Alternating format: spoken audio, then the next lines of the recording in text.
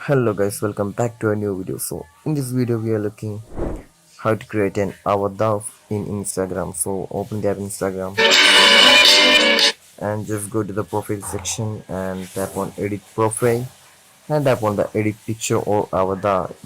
Just you can see there's an emoji in the right side of the our DP. So just tap on create avatar.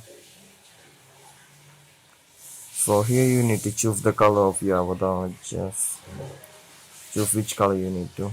The skin tone of the avatar.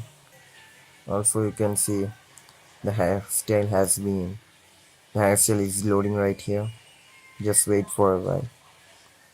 So just choose the hairstyle for your avatar and tap on the next option and choose the hair color.